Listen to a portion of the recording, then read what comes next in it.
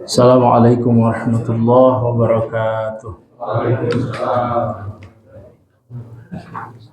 Alhamdulillah hamdan katsiran thayyiban mubarakan fi kama yuhibbu rabbuna wa yardah. Wassalatu wassalamu ala Muhammadin wa ala alihi wa ashabihi wa man tabi'ahu bi ihsanin ila yaumiddin. Asyhadu an la ilaha illallah wa asyhadu anna Muhammadan abduhu wa rasuluh. Allahumma salli ala sayyidina Muhammad wa ala ali sayyidina Muhammad. Rabbi israh li sadri wa yassir li amri wa hlul 'uqdatam min lisani yafqahu qawli. Rabbana zidna ilman warzuqna fahman. Allahumma iftah alaina futuhal arifin bi rahmatika ya arhamar rahimin. Subhanaka la ilma lana illa ma 'allamtana innaka antal alimul hakim. Amma ba'du. Alhamdulillah, segala puja dan puji hanyalah milik Allah Subhanahu wa Ta'ala yang telah memberikan kenikmatan sampai dengan detik ini, sampai dengan hari ini. Dan kenikmatan terbesar kita adalah kita masih diberikan kesempatan untuk beribadah kepada Allah Subhanahu wa Ta'ala. Semoga amal ibadah kita senantiasa diterima oleh Allah Subhanahu wa Ta'ala. Salawat dan salam semoga selalu tercurah limpahkan kepada junjungan semesta alam, Nabi kita, Nabi besar Muhammad sallallahu alaihi wasallam, kepada keluarganya, para sahabatnya, para tabi'in, tabi'in, dan mudah-mudahan kita selaku umat yang senantiasa istiqomah di dalam menjalankan apa-apa yang dilarang oleh Allah Subhanahu wa Ta'ala dan juga apa-apa yang diperintahkan oleh Allah Subhanahu wa Ta'ala hingga akhir zaman. Bapak-bapak jamaah rahimakumullah, sehat Pak? Malam hari ini kita mau membahas tentang salah satu kajian yang jarang sekali dibahas di kajian-kajian umum. Jarang ini Pak. Dan ini hanya disampaikan oleh orang-orang yang sudah belajar di pondok. Kalau yang tidak belajar memang agak riskan membahas ini, karena ini terkait dengan hukum pidana. Dan ini kalau kuliah jurusan syariah. Ya, kebetulan saya kuliah jurusan syariah, jadi insya Allah bidangnya juga Pak. Malam hari ini kita akan membahas tentang jinayat. Jinayat itu hukum kriminal dalam Islam. Hukum kriminal dalam Islam. Ayat no polisi di dia Pak. Ayat Pak ya, Pak Dede, Pak Haji Dede. Oh,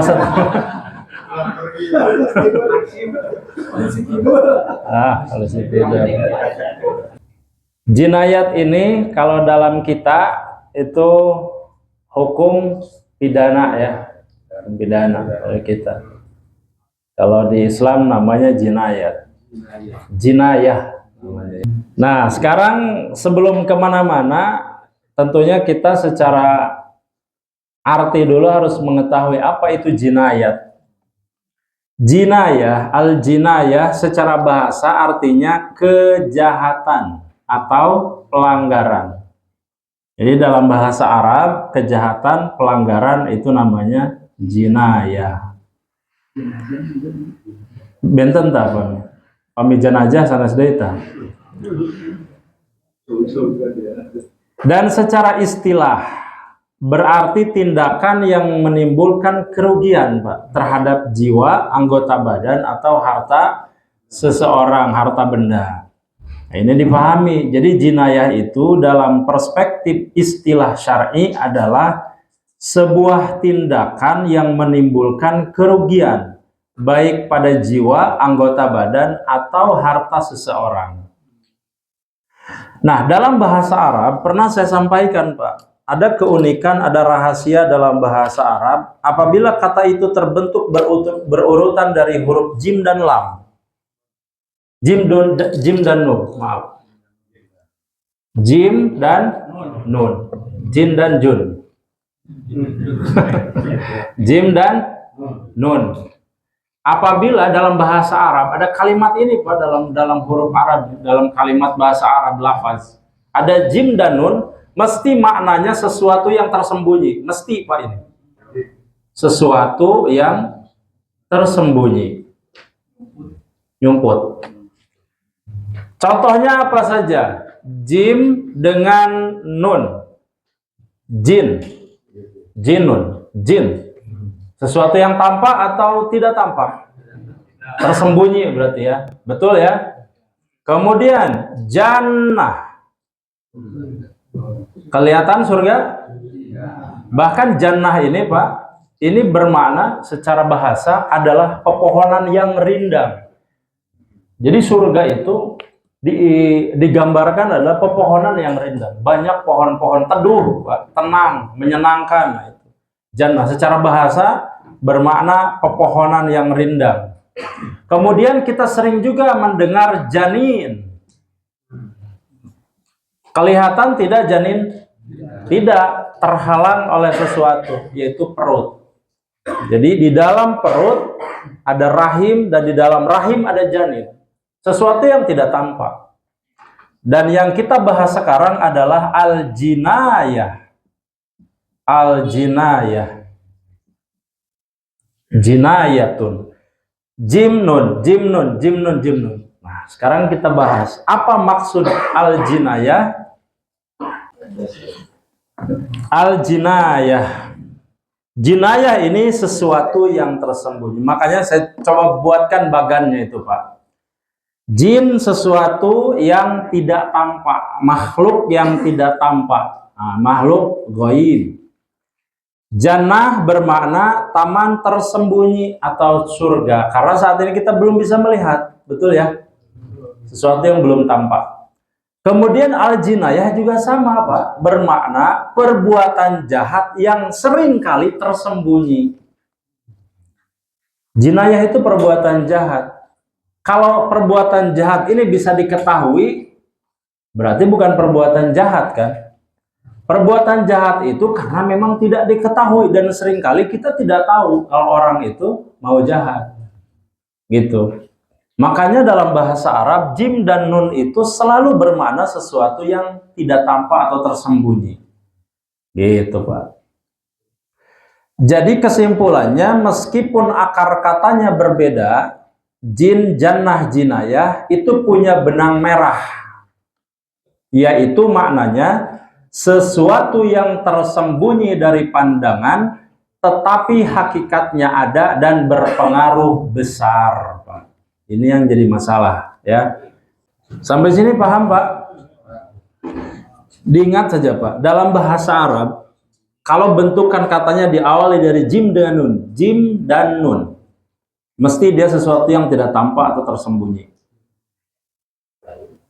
Kedua, apa jenis-jenis jinayat, pelanggaran dalam Islam? Nah, dalam Islam itu, Pak, ulama sudah menyusun. Ini referensinya dari kitab Fathul Qorib, karangan Ibnu Suja.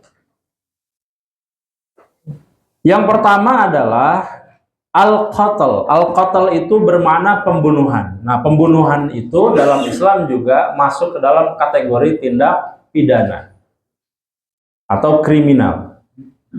Kemudian adalah al-jarhun, yaitu penganiayaan atau luka-luka. Al-jarhun, jarhun itu penganiayaan atau luka-luka. Kemudian as-sariqah. As-sariqah itu artinya pencurian, mauqtah. Itu juga masuk kepada jinayah. Kemudian zina, Pak. Dalam Islam, Pak, ini dalam Islam, zina itu masuk pada kategori kriminal. Kalau dalam Islam, nanti kita bahas. Tapi kalau dalam kita di negara sekarang di Indonesia masuk nggak? Enggak. Yang penting suka sama suka bebas ya. Ini memang kangenahan patori ya, Mas. Penting mas suka sama suka bebas. Kemudian al-qadhfu, yaitu tuduhan zina tanpa bukti. Ingat, Pak, menuduh berzina kepada seseorang itu termasuk dalam kategori besar dan kriminal dalam Islam. Kenapa demikian? Karena dalam Islam harga diri itu mesti dijaga, Pak. Nama baik itu harus dijaga. Tidak boleh menyebarkan sesuatu berita kalau itu hoax, kita belum tahu kebenarannya. Makanya menuduh zina itu termasuk dalam kategori besar dan kriminal dalam Islam. Tidak boleh. Apabila ada orang yang menuduh sembarangan, dia bisa masuk penjara kalau dalam hukum Islam. Penjara itu Pak, jangan main-main. Menuduh orang baik-baik berzina, dosa itu, neraka itu Pak. Hati-hati. Makanya nanti harus ada berapa orang saksi? 4 orang saksi itu minimal. Ya gitulah Pak RT, Pak DKM, Pak Haji, Pak Asep Mulyana, Pak Haji Asep Abdullah, nama sakit tuan minimal 4. Langkung teta, langkung saya berarti. Pak Aldi terpelakon. Kemudian syurb al-khamar, minum khamar juga termasuk dalam kategori pelanggaran hukum dalam Islam itu. Mami diurang lebet tuh Pak. Entahnya. Narkoba. Hah? Narkoba unggulnya. Tapi mau abok biasa ente. Mabok kecubung gitu ente Pak. Kami mabok tai ucing lebet tuh Pak kena khamar.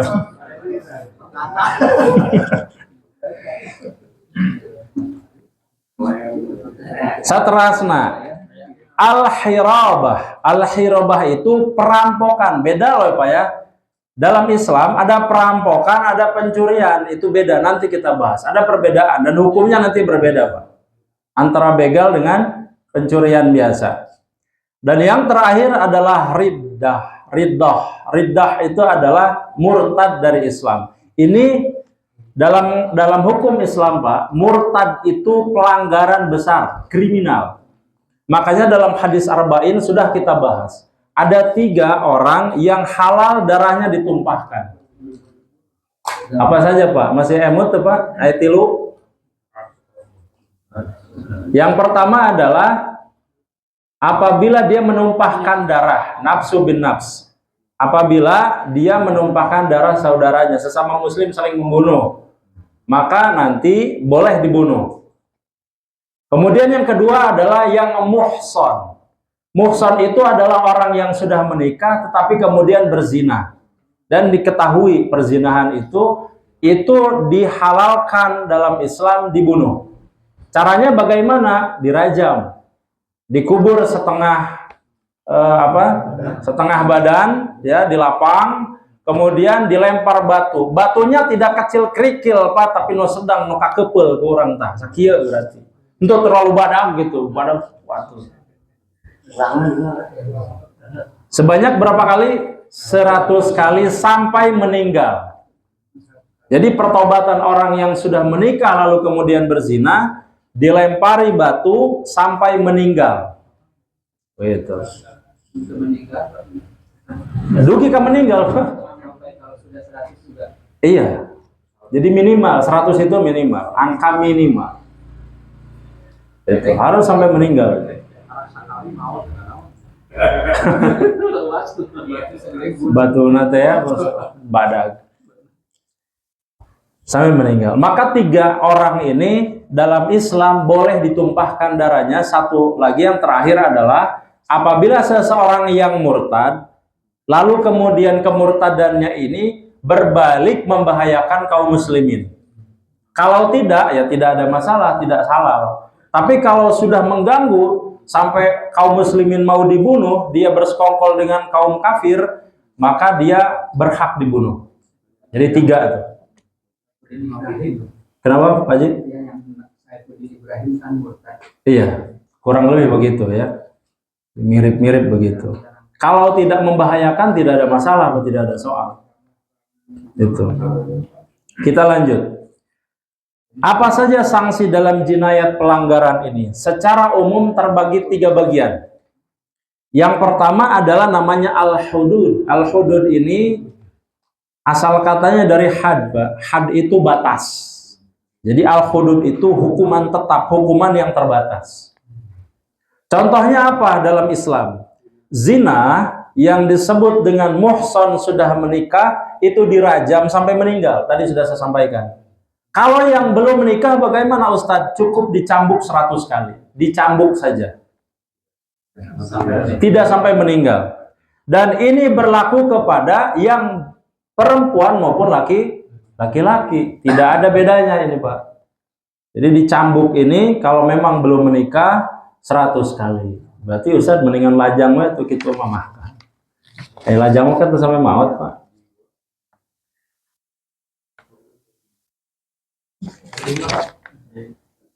Kemudian selain hudud, ada juga namanya hukum kisos dan diat. Pernah dengar hukum kisos? Hukum kisos itu hukum apa? Nyawa dibayar dengan nyawa. Nah, mohon maaf ya, perlu kita sampaikan di sini bahwa sebetulnya hukum nyawa dibayar dengan nyawa itu bukan hukum adat, tetapi hukum Islam itu, Pak, yang diterapkan menjadi adat. Sehingga carok gitu. Carok makan utama duel. Anak ayahnya orang itu dihukum adat. Pokoknya nyawa dibayar nyawa itu bukan hukum adat. Hukum agama Islam yang sesungguhnya itu, Pak, namanya kisos, nafs bin nafs. Jadi nyawa dibayar dengan nyawa gitu. Nanti kalau anggota badan dibayar dengan anggota badan. Umpama Patori nektek Pak Aldi umpama gitu. Nah, tangan anu mana anu katuhu umpama. Maka boleh itu nanti dalam hukum Islam ditek-tek deui sesuai dengan anu ditek-tek tadi. Boleh, Pak. Nah, diat untuk wanita, diat itu, Pak, diat itu adalah denda. Kalau kisos tadi adalah mengganti sesuatu dengan sesuatu, itu sepadan. Sepadan ini, Pak. Nyawa dengan nyawa, tangan dengan tangan, mata dengan mata, telinga dengan telinga, sepadan. Nyabok sekali, cabok deui, tong 4 kali, Pak. Jadi dalam Islam sepadan. Nah, yang kedua ada namanya diat. Apa itu diat? Bayar denda pami orang, Pak. Bayar denda. Gitu. Ada nanti dalam Islam, kalau seandainya misalkan, oh ya sudah dimaafkan, yang penting kamu bayar denda, boleh. Dalam Islam diperbolehkan seperti itu. Namanya diat, denda. Kemudian yang ketiga adalah namanya takzir.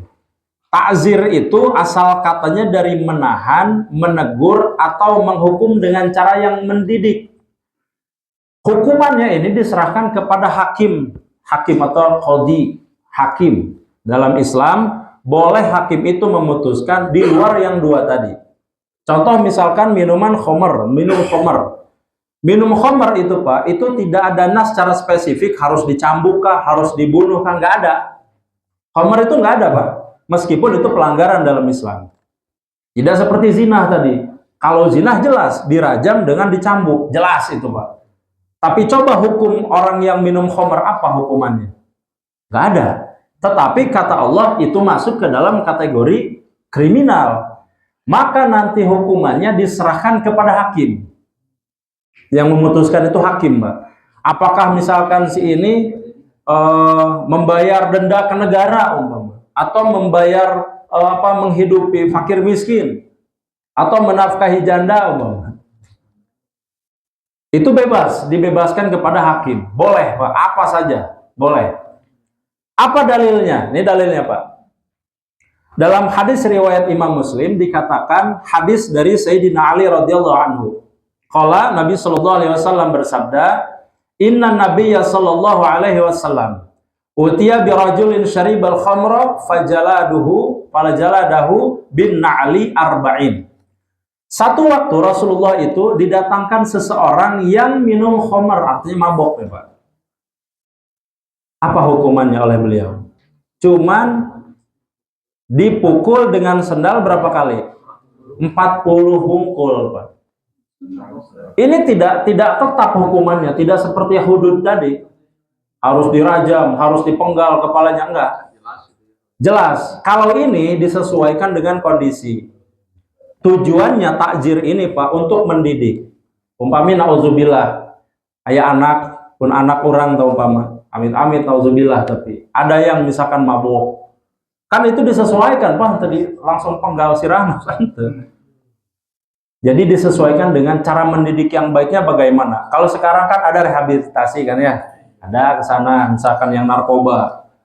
Kalau yang apa namanya, yang nikotin umpama masuk ke rumah sakit, dihilangkan racunnya, macam-macam lah.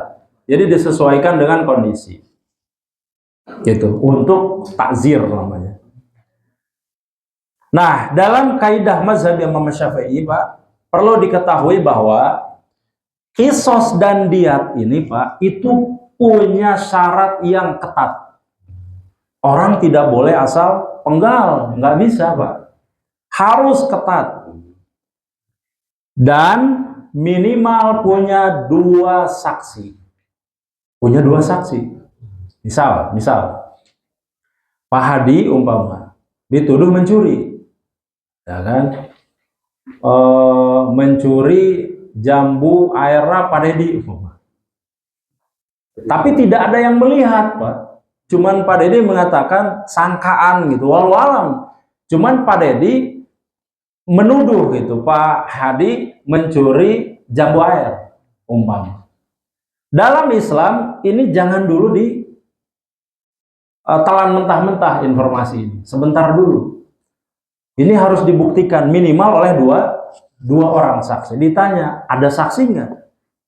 Itu kalau ada, siapa orangnya? 2 orang itu. Kalau tidak ada, maka jangan sekali-kali mengatakan orang itu tertuduh. Karena dalam usul fikih, orang itu pada prinsipnya, pada dasarnya tidak bersalah sampai kemudian terbukti bersalah. Makanya di kita ada hukum namanya praduga tak bersalah ya. Dan itu ada Pak dalam Islam, di dalam usul fikih itu ada.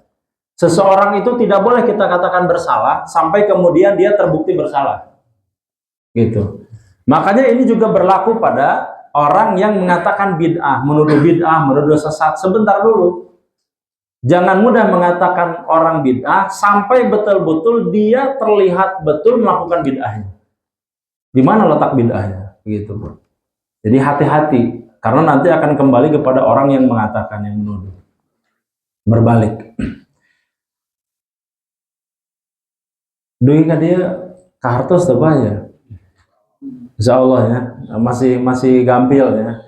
Acan remeng-remeng acan. Keopat, Ustadz, emang ayat itu dalilnya di Al-Quran Pak. Abi nyandak tilu ya. Pertama tentang kisos, balasan setimpal atas pembunuhan atau penganiayaan. Ya, a'udzubillahi minasyaitonirrajim.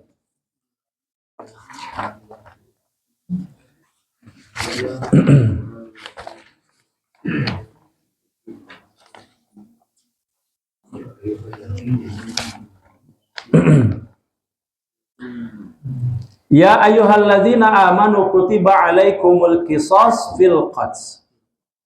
Wahai orang-orang yang beriman, diwajibkan atas kamu kisos berkenaan dengan orang-orang yang dibunuh. Berarti kalau seandainya ada orang yang membunuh, maka dalam Islam boleh dibunuh lagi. Pada prinsipnya sederhananya begitu, Pak. Dan ini ada di negara Arab sekarang yang diterapkan. Yang paling terkenal kan sekarang yang masih berpegang teguh kan Arab Saudi kan. Banyak TKI yang dituduh membunuh majikannya dengan sengaja. Memang dalam Islam boleh, Pak. Boleh. Nanti bisa dimaafkan, tetapi ahli waris misalkan atau keluarganya memaafkan. Plus dengan denda, diat.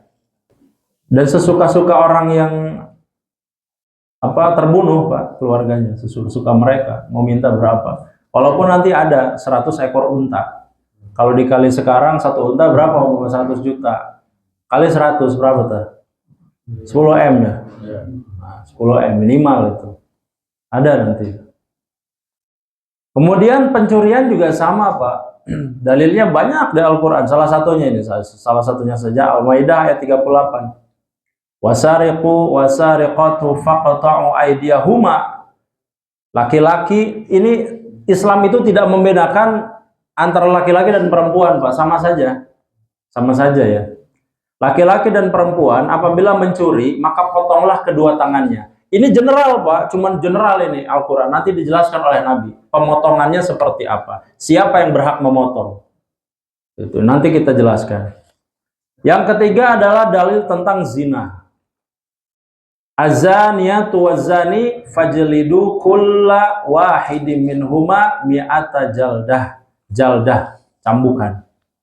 Perempuan dan laki-laki yang berzina, deralah, cambuklah mereka masing-masing, berikan hukuman kepada mereka masing-masing dari keduanya 100 kali. Yang perempuan tadi berapa? Sama 100, yang laki-laki juga 100. Tapi ini masih umum. Nanti kita bagi lagi yang muhson yang sudah menikah sampai meninggal, yang ghairu muhson yang belum menikah hanya 100 kali saja. Tidak sampai meninggal. Gitu. Ya, dijalankan Pak ya. Hukum Islam saya sih ya. Aduh, hotel Malaya sih kan.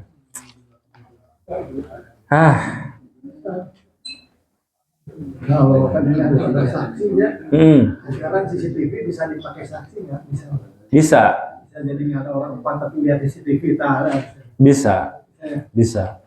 Bantuan teknologi bisa. Cambukannya kerasnya berapa? 100 kali. Cambuknya 100 kali. Sekeras-kerasnya Pak. Sekeras-kerasnya. Ada dalilnya juga ya? Iya, sekeras-kerasnya. Maksudnya tidak boleh bercanda. Cuman misalkan ya yang penting asal cambuk, enggak. Di bahasa Al-Qur'annya di sini Pak, itu jaldah. Jaldah itu tuh cambukan yang mengenai kulit. Enggak cuman begitu Pak. Ternyata mahara ya tuh. Umpama. Iya. Harus betul-betul kena dan disesuaikan dengan tenaga. Tujuannya adalah memberikan efek jerak. Kan tujuannya ke sana, Pak. Dan orang yang dilempari sampai meninggal juga itu di depan banyak orang, Pak. Ditonton di hadapan banyak orang. Pame orang mah dia di tengah-tengah dirinya ta. Seur jalmi, Pak. Teman. Dan itu harus diumumkan oleh misalkan pada DKM, bapak-bapak, ibu-ibu, pemuda-pemudi. Bapak fulan sudah melakukan ini pada jam sekian, saksinya sekian. Dengan bapak ini 4 orang itu. Dan saat ini kita mau melaksanakan hukuman. Diumumkan itu Pak. Supaya apa? Memberikan efek jerak juga kepada orang yang sudah melakukan tetapi belum ketahuan. Atau memang pas mau melakukan, baru mau melakukan. Nembe pas uang nate bade gitu. Pak Dedi umpama kayak Rangga Anyar ya. Pas janjian gitu Pak di Cimekar. Langsung dirajam. Rewas langsung Pak ningali gitu langsung maut Pak. Rewas lah mau janten. Dua-duanya Pak. Dua-duanya. Baik laki-laki tadi bahasanya maupun perempuan, tidak ada beda. Tidak dibeda-bedakan. Kecuali nanti dalam denda. Kalau dalam denda dibedakan. Dalam mazhab Imam Asy-Syafi'i bahwa dan jumhur ulama, kalau dia bayar denda untuk perempuan itu setengah. Misalkan tadi kalau laki-laki harusnya 100 juta umpama. Kalau untuk perempuan setengah, 50 saja. Tapi dalam hukum kisos, hukum rajam tidak ada. Sama semuanya. Ya, sama semuanya. Yang pencuri tidak ada batas umur. Tidak ada. Oh, itu ada. Nanti kita bahas. Nanti kita bahas. Kita lanjut dulu ya. Nah, saya mengambil salah satu pendapat dari sekian ulama yang mengatakan adalah pendapat Imam Mazhab Asy-Syafi'i. Karena dalam kitab Fathul Qarib itu yang diambil pendapatnya kebanyakan pendapat Imam Asy-Syafi'i. Tapi para imam yang lain juga mengamini, kurang lebih sama. Ya, kurang lebih sama. Secara umum, kata Imam Asy-Syafi'i, jinayat itu menjadi 2 kelompok utama. Jadi pelanggaran hukum itu dibagi menjadi 2 kelompok besar. Kelompok besar yang pertama adalah apabila pembunuhan, ya, jinayah terhadap jiwa atau an-nafs, itu ada 3 bagian, Pak. 3 bagian. Yang pertama adalah memang sengaja membunuh. Ini contoh. Direncanakan. Si fulan mau membunuh si fulan dengan sengaja, sudah direncanakan. Maka ini disebut dengan qatl al-amad, yaitu pembunuhan yang memang disengaja. Ya, qatl al-amad. Pembunuhan berencana, sengaja kepada orang yang menjadi objek meninggal. Itu sengaja dan orangnya itu betul sudah diniatkan. Yang kedua adalah sengaja melakukan pemukulan tetapi tidak niat membunuh. Umpama cuman memukul dengan benda tumpul tetapi tidak ada niatan untuk membunuh. Tetapi kebetulan terbunuh. Membela diri itu. Nah itu nanti dilihat itu disengaja atau tidak. Nah, jadi sengaja memukulnya itu sengaja, memang sengaja, tetapi tadinya tidak niat membunuh. Tiba-tiba ternyata tidak bernapas. Banyak ini kejadian, Pak. Ya, mirip. Ya, gitu. Itu yang kedua. Tidak ada sengaja niat memukul tetapi tidak niat membunuh. Yang ketiga adalah memang membunuhnya tidak disengaja. Contoh, abdi ngabedil kuntul atau manuk atau naon lah. Ternyata meleset, Pak. Begitu ku abdi dikeker gitu kan. Ternyata eta teh padedi umpama. Da sami sareng kuntul. Apal kuntul tak? Oh, tak apal apa mah kena kuntul. Bangon. Nah, sakaya pun di sawah teh nya, musim tandur teh. Tidak niat membunuh sama sekali. Salah sasaran, Pak. Karena ayat kesamaan.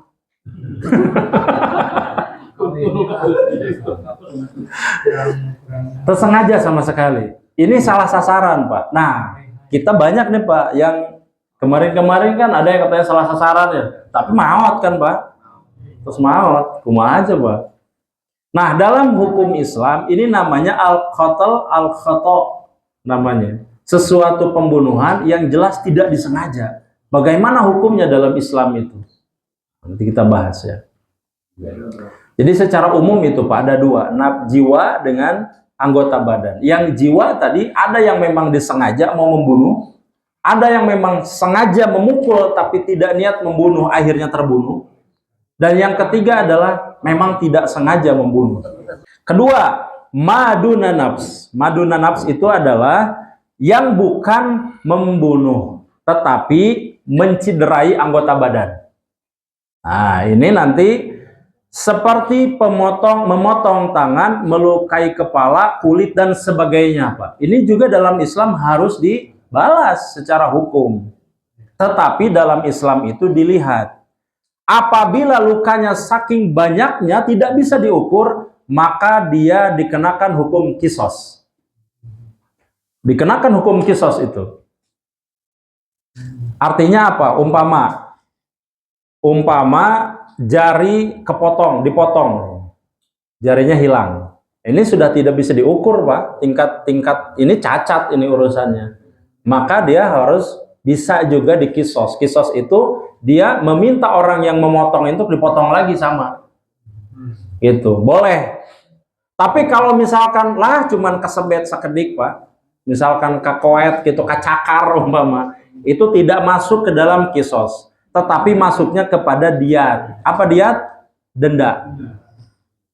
Gitu. Misalkan Pak Tori serang Pak Ali, Pak saya, Pak cakar-cakar, Pak jenggut-jenggut misalnya. Itu mah cukup bayar diat, bayar denda.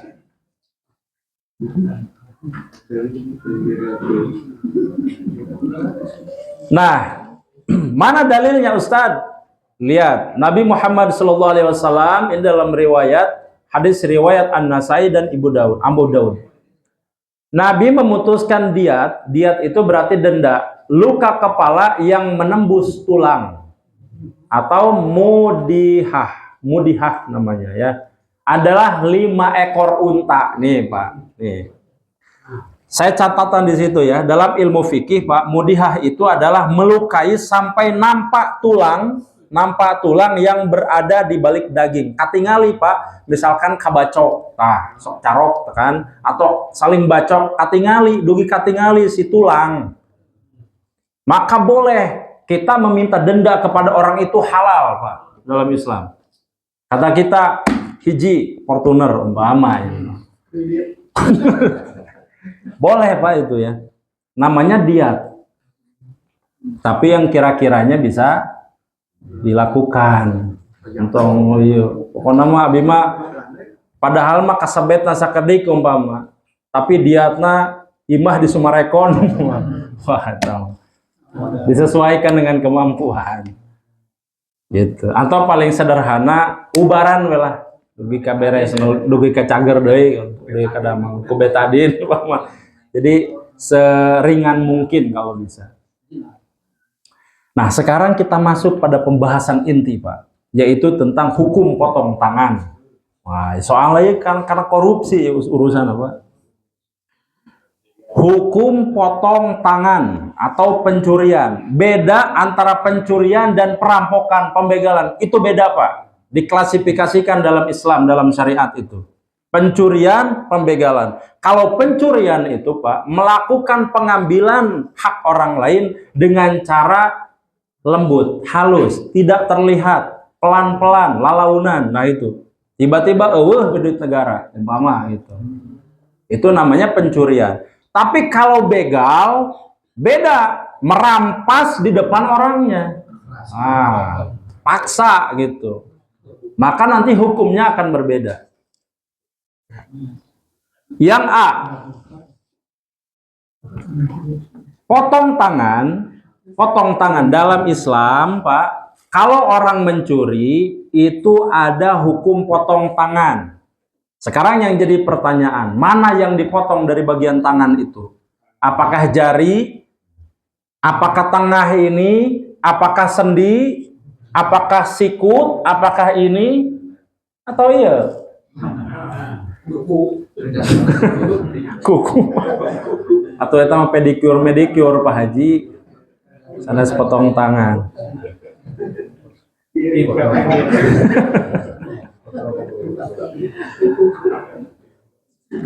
Berarti Pak Haji mah sering ke salon ya.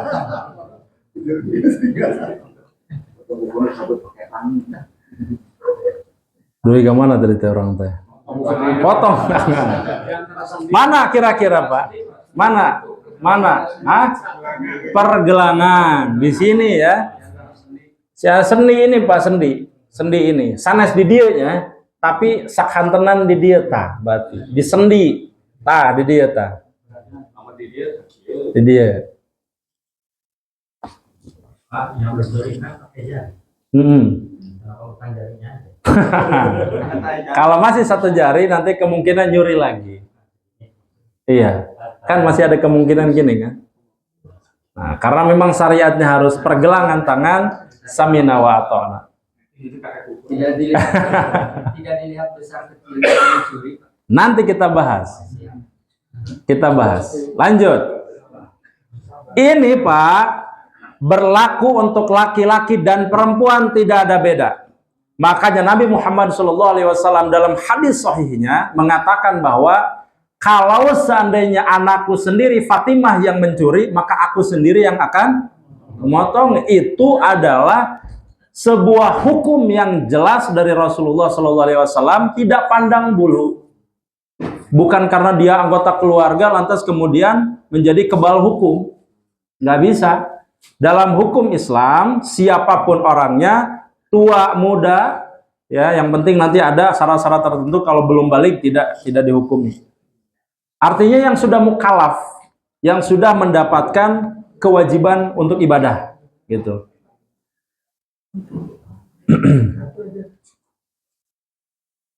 Yang kedua, hadis sahih tentang perintah potong tangan sesuai nisab. Jadi potong tangan itu Pak, itu tidak sembarangan orang potong tangan. Ningali aya duit 2.000 di paok umpama, langsung potong tangan, weh. Enggak setiap pencurian harus dipotong tangan, ada nisabnya Pak. Apa nisab itu? Mencapai kadar tertentu. Batasnya. Berapa batasnya? Perhatikan sabda Nabi Shallallahu Alaihi Wasallam dalam hadis Bukhari nomor 6789 dan Imam Muslim nomor hadis 1684. Nabi Muhammad Shallallahu Alaihi Wasallam mengatakan, la tuqta'ul yadu illa fi rubu'i dinarin fasaida. Tangan tidak dipotong kecuali karena mencuri 1/4 dinar atau lebih. Atau lebih berarti mulai dari 1/4 dinar ke atas. Ke atas, minimal 1/4 dinar. Sekarang pertanyaannya, dinar itu berapa gram emas? 4,25 gram emas. 4,25 gram emas. Berarti 1/4 dinar itu kurang lebih 1,06 gram emas. Itu nisabnya Pak. Kalau seandainya sekarang 1.200.000 per gram, maka nisabnya kurang lebih 1.270.000. Tinggal dikali kalau seandainya 2 juta. Bayangkan Pak, mencuri cuma 1 juta sekian saja, kalau harga emasnya 1.200.000 per gram, maka itu sudah bisa dipotong tangan. Tuh Pak. Bagaimana kalau lebih? Minimal kan ini minimal. Luar biasa Pak. Luar biasa. Cuman 1.200.000. Umpama kalau sekarang harga emas berapa Pak segram? 2 juta. Ya udah berarti 2.200.000 sekian. 1/4-nya. Luar biasa ya. Kalau seandainya hukum ini diterapkan Pak, atau moal aya nu gaduh panangan sih namanya. Kieu karena dikadang. Bagaimana kalau seseorang itu memang melakukan tindak kurang dari 1/4 dinar, tetapi menuntut gitu setiap hari gitu kecil, tapi dalam 1 bulan bisa saja. Iya. Menabung. Ya. Karena dia nisab. Nisab itu kan dalam kadar tertentu, mencapai kadar tertentu. Artinya dia masuk nanti Pak Haji. Jadi bukan hanya sekali. Atau gitu mah dicicil we gitu mah kan kurang. Oh, ya sanisab kurang 1 juta we anu ayeuna. Enggak bisa begitu. Nanti akumulasi nisab itu. Kacau. Jadi nisab itu nanti diakumulasi. Umpama dalam 1 tahun dia mencuri 1 bulan atau 1 hari 1 minggu. Diakumulasi berapa banyak gitu. Kabeh beak teman. Paham sampai sini Pak ya? Bayangkan Pak kalau hukum Islam kira-kira diterapkan, mulai anu gaduh panangan sareng sampean Pak. Sep.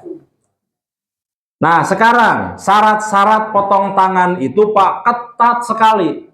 Ketat sekali, tidak serta-merta orang mencuri langsung potong tangan. Lihat faktor yang lain. Yang pertama adalah dia haruslah balik dan berakal, Pak. Berarti anak kecil itu tidak masuk, tidak boleh. 14 tahun ke bawah nanti orang tuanya yang harus mendidiknya. Dan berakal, berarti tidak bisa orang gila dihukum. Orang gila itu tidak terkena hukum, Pak. Berarti Bapak pami bade zina, alim di kisos, alim di diat, kedah gelo heula. Eta syaratna, Pak. Jadi harus waras. Yang kedua, barangnya mencapai nisab jadi. Nisab. Nisabnya tadi 1,06 gram emas, atau kalau dirupiahkan sekarang kurang lebih sajalah 2 juta begitu kalau sekarang. Kemudian yang berikutnya Pak, barang dicuri dari tempat yang aman. Sekarang kas negara aman tidak? Aman, berarti itu wajib seharusnya. Wajib. Jadi yang dicurinya itu Pak di tempat yang aman. Makanya nanti Pak akan berbeda hukumnya kalau yang diambil uangnya di jalan. Beda hukum nanti. Beda hukum, nanti kita bahas. Rampok juga beda. Beda. Berarti Pak, pencurian dalam sembunyi, dalam dalam kondisi yang dianggap aman itu lebih berbahaya Pak. Lebih berbahaya. Nah, sekarang korupsi dalam kondisi yang seperti aman-aman saja kan. Coba kalau dilihat ada dirugikannya lebih besar, lebih masif Pak, dibandingkan orang yang mengambil memang ada di halayak gitu, seperti maling motor kan, gebugan, ya, urusannya kan nyawa. Malah yang tidak terlihat tersembunyi ini yang lebih berbahaya. Begitu. Jadi pencuriannya dilakukan secara diam-diam. Kalau merampas itu beda urusan nanti. Tidak termasuk dia. Nah, yang berikutnya yang kelima Pak, apabila hukum ini mau ditegakkan tidak boleh ada syubhat. Apa makna syubhat di sini? Tidak boleh ada keraguan tentang apa yang dilakukan oleh si pencuri. Ini contoh dalam satu kisah Umar bin Khattab Pak. Dalam satu waktu, pada zaman Khalifah Umar bin Khattab itu dilanda kelaparan, Pak. Banyak orang kelaparan tidak makan. Pangan susah. Pekerjaan sulit. Akhirnya apa? Banyak kriminal, Pak. Orang mencuri untuk makan. Maka pada saat itu kata Umar bin Khattab tidak ada yang namanya hukuman. Karena kondisi genting, pada darurat. Semua orang butuh makan. Sama kalau sekarang di Gaza, Pak, itu tidak berlaku hukum itu. Bagaimana orang mau makan saja kan sulit, Pak. Kadang-kadang untuk bertahan hidup harus mencuri kan. Maka di kondisi seperti itu, darurat seperti itu, hukum tidak berlaku. Makanya pada saat itu ditiadakan hukum karena memang kondisi genting negara, Pak. Semua orang butuh makan, akhirnya pada mencuri, gitu. Kenapa? Penjarahan, betul. Jadi dalam kondisi itu boleh darurat. Ad-daruratu tubihul mahdhurah. Dalam kondisi darurat yang dilarang pun boleh dalam kondisi darurat. Nah, kalau dalam kondisi syubhat maka tidak ada hukum. Jadi umpama begini, saya contohkan di kehidupan nyata sekarang, Pak. Umpama ada si fulan itu tidak makan. Tetapi umpama si fulannya itu adalah tetanggaan dengan Pak Rosano. Pak Rosano si fulan tetanggaan dengan Pak Rosano. Si fulan, Pak, itu belum makan, lapar. Badannya rios ya kan? Akhirnya apa? Masuk ke rumah tanpa izin, makan di situ. Bagaimana ini hukumnya dalam perspektif Islam?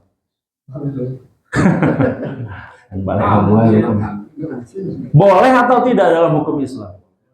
Boleh. Dalam hukum Islam malah yang akan dihukum adalah parosanonya. Iya.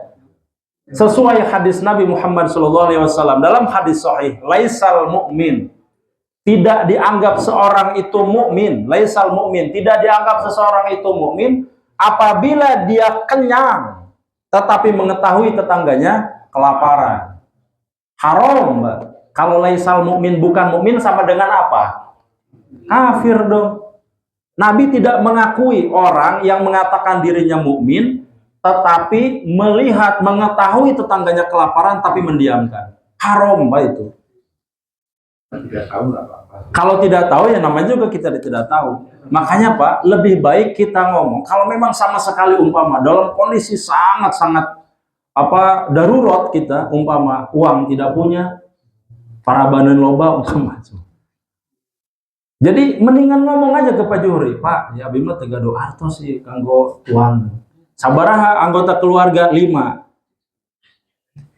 Abdi, istri, anak 3. Umpama. Kali padang anu 10.000. Padang 10.000-an kan jadi 50.000. Tapi tong teuing maksudnya apa? Sehari tahun ngungkul. Bikin bertahan hidup. Tong ima unggal linten misalkan nyarios ka pajura, keliru. Boleh Pak, dalam kondisi tertentu mending ngomong. Itu lebih baik dibandingkan ayat koropak masjid dicanda.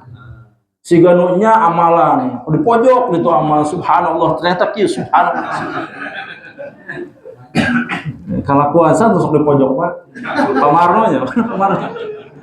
Bawa maet urusan koropak. Nah, sekali mau pokoknya mau cakat-cakat koropak curiga.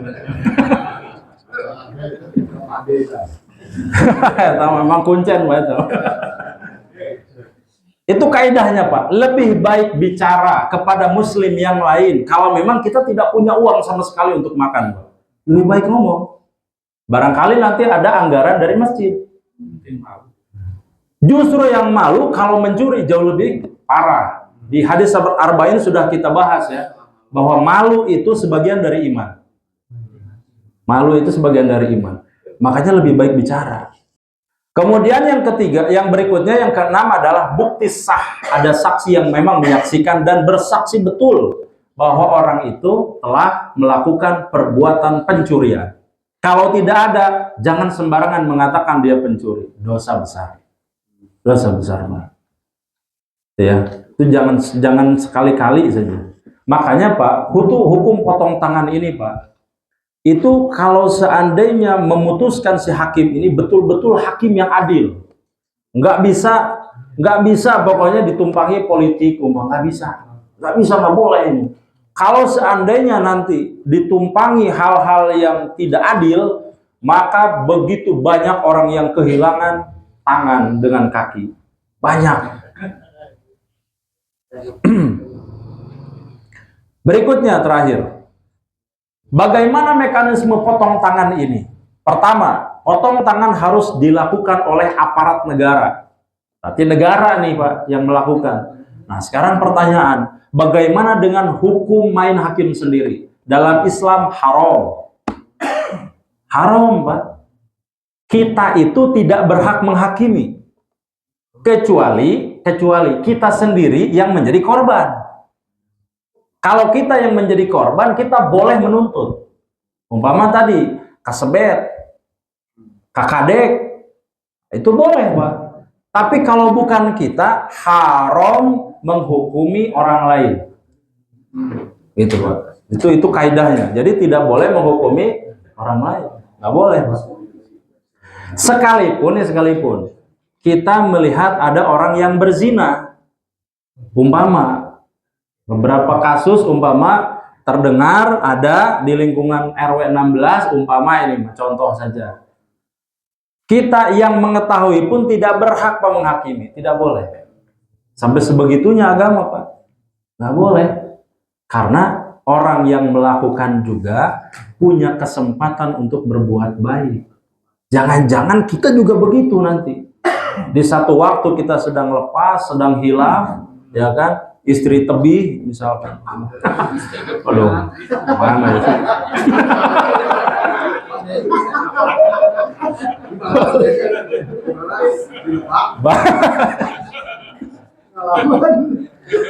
Wah, mah gitu ya, istri di Banten, meningali bencong kayak segelis. Aduh. Nah, itu. Tidak boleh, Pak. Sekalipun itu kita jelas melihat, tidak boleh menghakimi. Karena boleh jadi nanti di akhir hayatnya dia tobat kemudian meninggal. Sampai sebegitunya agama. Maka tidak boleh menghakimi orang lain. Kemudian yang keduanya adalah disaksikan oleh hakim dan pejabat negara. Hakimnya bisa melihat betul-betul dilaksanakan dengan adil. Jadi ada orang algojo, orangnya algojo yang melaksanakan dan disaksikan oleh hakim. Kemudian bagaimana cara motongnya? Nah, yang pertama dipotong, Pak, itu adalah yang tangan kanan dulu. Tangan kanan ini. Kalau sekali mencuri sampai nisab minimal tadi 1.200.000 atau 2 juta, potong yang kanan, hilang 1. Lain waktu nyuri lagi, potong lagi yang kiri, tangan kiri, potong. Kemudian nyuri lagi, potong kaki yang kanan. Nyuri lagi, potong kaki yang kiri. Nyuri lagi, potong leher. Potong leher bentar.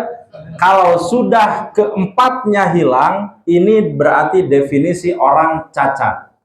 Maka selebihnya, apabila dia tidak dipenjara, atau dia didenda, atau dia diasingkan dalam 1 tahun, terserah kamana kan usah kambangan tapi orang ayeuna terserah diasingkan, Pak. Kemudian kalau dalam kriteria tertentu, kategori tertentu, Pak, kalau dulu Pak, ini uniknya, Pak, dalam kasus zaman dulu tidak ditemukan korupsi yang sedemikian rupa sehingga diharuskan untuk dibunuh.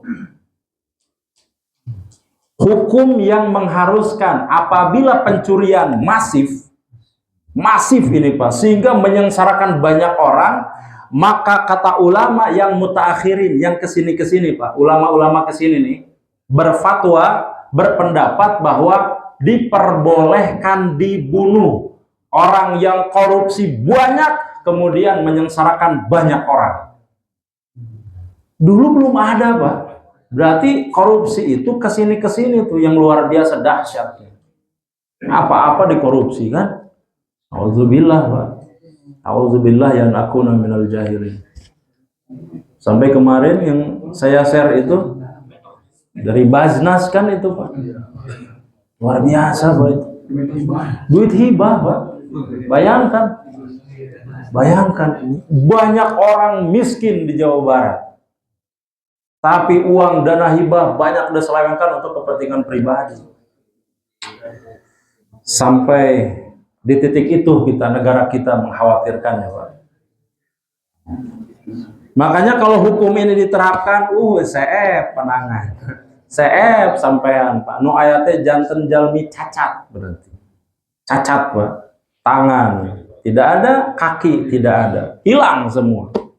Dan satu waktu ketika begitu dahsyat kerusakan yang dimunculkan oleh orang-orang yang mengambil ini, mencuri ini, maka diperbolehkan dalam Islam untuk dibunuh sekalian. Apa maknanya dia hidup? Termasuk hartanya disita juga. Dalam Islam memang pengambilan harta itu tidak dijelaskan secara rinci, ya. Kalaupun itu mungkin masuk ke dalam kategori pembahasan di ulama-ulama mutaakhirin, pengambilan harta. Tapi itu pun kita mungkin bisa berdalih bahwa hukumnya adalah itu bukan haknya, itu hak negara, dan sesuatu yang bukan haknya tidak berhak untuk dimiliki, maka bisa diambil oleh negara. Mungkin ke sana larinya penyitaan itu. Gimana? Kalau di dunia kan ada dukunnya, Bagus pertanyaannya. Kalaulah seandainya hukum ini diterapkan, Pak, maka selamat di akhirat sudah tidak ada lagi. Selamat. Tetapi kalau di dunianya lolos, maka di akhirat akan tetap kena. Sampai dia bertobat sungguh-sungguh itu. Bayangkan, Pak, ini mohon maaf saya katakan, ya. Orang yang korupsi itu, Pak, dahsyat itu dosanya. Dahsyat itu dosanya, Pak. Nggak bisa dia cuman subhanallah, subhanallah, nggak bisa. Salat tobat nggak bisa. Dia harus meminta maaf kepada orang-orang yang dia zolimi. Kalau se-Indonesia dia zolimi, dia harus minta maaf kepada seluruh orang-orang di Indonesia yang pernah dia zolimi, siapa saja itu. Nggak bisa. Hablum minanas diselesaikan dengan hablum minanas juga. Nggak bisa. Hablum minanas diselesaikan dengan hablum minallah. Nggak bisa. Makanya hutang akan selamanya tergantung tuh kalau belum diselesaikan. Begitu. Hukum ini berlaku untuk umat muslim. Iya. Bukan untuk Kristen juga. Untuk muslim. Tapi seandainya ini diterapkan, Pak, orang muslim, non muslim dua-duanya bisa mendapatkan manfaat. Karena hukum ini pernah Nabi lakukan di zaman itu, bukan hanya Islam, bukan hanya orang Muslim, tetapi banyak majemuk juga seperti kita saat ini. Dan mereka mendapatkan manfaat dari hukum ini, Pak. Kitanya saja sekarang, undang-undangnya bukan Islam, ya sudah wassalam, Pak. Wassalam, tidak ada, mana sekarang. Kita mah susah, Pak, cari uang 1.000, 2.000, betul tidak, Pak? Iya, susah. Ini ada orang yang ada di kas negara, diambil begitu saja, secara diam-diam tadi, mencuri. Ini kurang ajar sekali gitu. Dan itu dosanya luar biasa, Pak, itu. Dosanya luar biasa. Jadi tidak bisa hilang dosanya dengan naik haji, nggak bisa. Tidak akan menjadi halal sesuatu yang haram dengan membaca bismillah. Tidak akan menjadi halal harta yang haram dengan naik haji, nggak bisa. Dia akan tetap menjadi haram. Tetap menjadi haram. Hanya hati-hati. Hukum ini Pak yang diterapkan itu negara mana yang udah jelas? Yang menerapkan ini, yang sekarang masih itu negara Arab, Arab Saudi. Iya, yang sekarang berpegang teguh masih itu, Pak. Yang lainnya sudah mulai sekuler. Begitu, Pak. Begitu memang. Jangan nangis semua.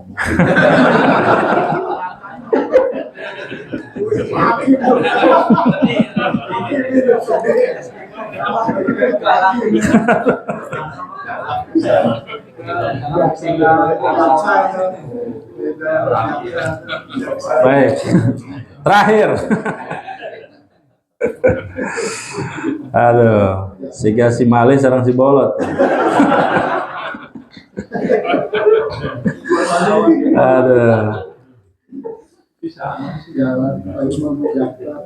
Catatan yang saya buat di situ, Pak, di akhir, pemotongan ini hanya berlaku jika syarat had terpenuhi.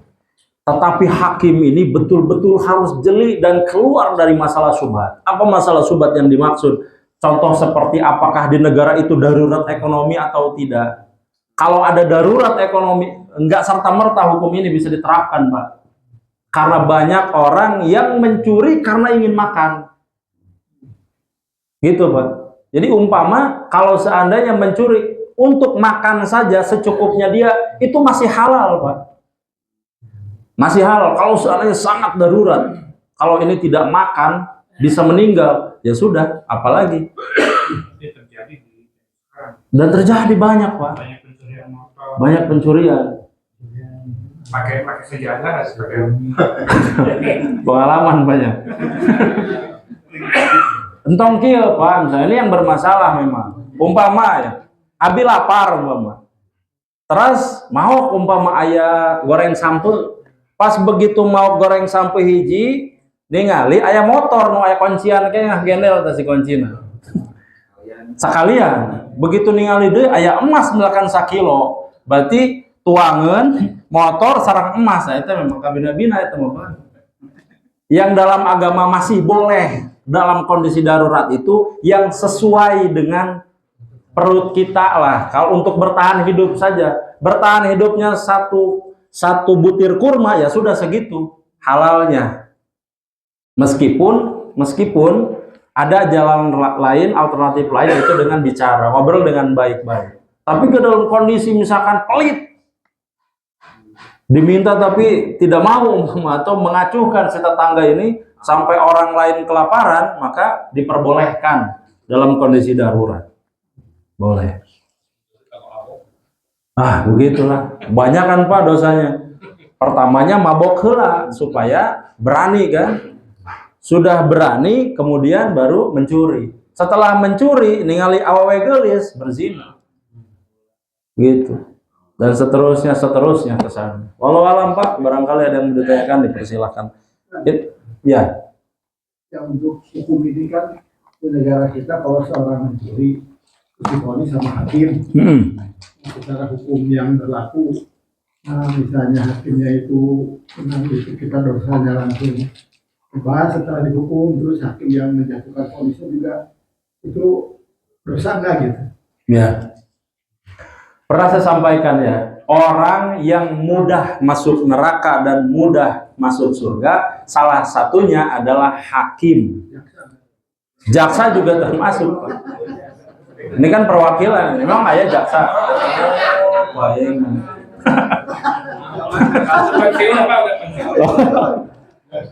Oh, jaksa. Makan wae.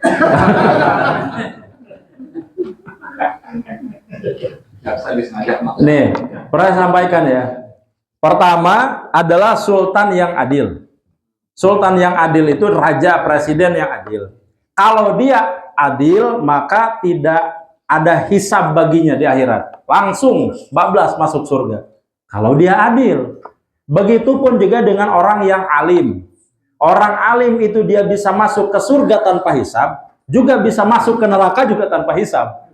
Apabila dia mengajarkan kepada orang lain kebaikan, dia sendiri tidak melakukan. Atau yang kedua, dia menyalahgunakan keilmuannya untuk kekuasaan.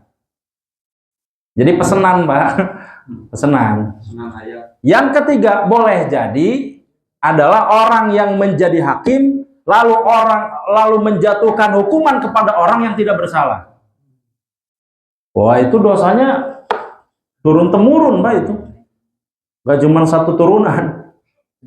7 turunan, 8 turun, dan seterusnya ila akhir zaman itu, Pak. Jadi hakim itu termasuk ke dalam kategori orang yang mudah masuk neraka, mudah juga masuk surga. Kapan dia mudah masuk neraka? Pada saat menghakimi tidak adil. Sudah. Alhamdulillah. Ini dalam Madhab Syafi'i di sini dibilangkan kisos dan diyat tidak berlaku kecuali ada bukti yang kuat, itu 2 saksi atau pengakuan. Nah, sekarang dalam pengakuannya dia itu katakanlah dibayar ya, atau dia dikambing hitamkan gitu. Jadi dia ngaku aja gitu, dia disuruh atau surat. Nah, itu bagaimana hukumnya untuk si orang tersebut? Ya, hukum pidana itu, Pak, itu adalah hukum zohir. Buktinya mana, jelasnya apa, ya, kemudian saksinya menyatakan itu atau enggak. Jadi hukum pidana itu hukum zohir. Jadi sesuatu yang terlihat ada buktinya. Jadi kalau hakim memahami itu misalkan pada hal rekayasa, Nabi sendiri pernah. Ada satu waktu sahabat datang, itu berdua debat. Yang satu kata Nabi ini terlihat lebih meyakinkan bicaranya. Maka kemudian Nabi mengatakan, saya memutuskan sesuai dengan apa yang saya lihat, apa yang saya tahu di hadapan saya ini. Kalau seandainya saya salah memutuskan, maka orang yang tadi bicara banyak, bicara meyakinkan ini sudah setengah mendapatkan neraka. Nabi mengatakan begitu, Pak. Artinya apa? Nabi menghakimi sesuai dengan apa yang Nabi ketahui. Tidak bisa masuk ke hatinya. Maka ini menjadi dasar bahwa hukum jinayat itu adalah sesuatu yang sifatnya fisik, ada buktinya, ada forensiknya, bisa dibuktikan gitu. Paham sampai situ ya, Pak ya? Mangga. Mangga. Kalau penipuan, pemalsuan masuk jinayat sudah? Masuk. Tadi ada di 8 hukum ini, yang ini, Pak. Ya ada. Di sini ada Penipuan. ya, penipuan itu masuk kepada pencurian. Penipuan itu masuk kepada pencurian. Masuk dia. Pemalsuan juga bisa masuk. Jadi nanti dilihat pemalsuan ini ujungnya kemana. Kan nggak mungkin cuma memalsukan doang kan? Waduh. Ya dipotong kali, diteruskan. Begitulah. Nih Pak, pemalsuan barang itu ada ujungnya. Gini, ini saya palsukan. Umpama ini laptop. Laptop ini punyanya Pak Tori, umpama. Saya palsukan menjadi punya saya. Ini kan masuk kepada kategori pencurian. Karena ini bukan hak saya. Betul ya? Jadi masuk kepada kategori pencurian. Pemalsuan itu tidak berdiri sendiri. Dia nanti ada ujungnya. Nah, ujungnya ini ternyata pencurian. Karena sesuatu yang bukan haknya dia ambil. Begitu. Mangga, Pak. Yang menegakkan hukum Islam adalah negara. Bukan perorangan, bukan kelompok, tapi negara. Jadi di kita bukan hukum Islam yang bayangkan ini Pak, syariat Islam ini padahal adalah bagian dari kita, bagian dari kehidupan sosial kita sebetulnya. Tetapi kita seperti tidak tahu kan. Di Aceh udah hukum cambuk aja kan, kalau hukum kisos kan belum. Iya, hukum kisos belum. Jadi itu juga yang diambil hanya sempalan-sempalan Pak, tidak keseluruhan. Gitu. Karena di kita yang masalah adalah ada hak asasi manusia. HAM-nya itu Pak yang jadi problem. Maka pada akhirnya ya sudah, ini hanya untuk pengetahuan kita saja. Inilah Pak agama kita yang seharusnya apabila ini diterapkan, maka sesungguhnya negara kita bisa aman karena pernah dulu ditegakkan. Dan aman sentosa dulu. Orang yang mencuri hampir tidak ada. Orang yang diberikan zakat hampir tidak ada karena semua sudah berkecukupan. Coba Pak. Di zaman khalifah itu hampir susah lihat orang atau membagikan zakat itu hampir susah Pak, karena berkecukupan orang-orangnya. Tetapi sekarang di tiap penjuru kebalikan. Maka terakhir Pak Ali, bagaimana perkembangan hukum jinayah ini sampai saat sekarang? Apakah sudah mengcover permasalahan-permasalahan yang update secara rinci, misalnya kejahatan cyber atau haki, misalnya pelakar segala macam, atau misalnya eksploitasi alam besar-besaran, pencemaran lingkungan. Nah seperti itu, apakah saat ini tuh hukum jinayah ada perinciannya gitu? Ya, ilmuwan syariat, ulama-ulama syariat ya, itu memang secara umum Pak, yang 8 ini masuk ke dalam kategori yang 8 ini. Tadi pencemaran, kemudian eksploitasi itu kan bagian dari pencurian data. Ya kan, cyber security itu keamanan jaringan, keamanan data itu bagian dari pencurian. Jadi akan masuk kepada 8 kategori. Mesti masuk nanti ke sini Pak.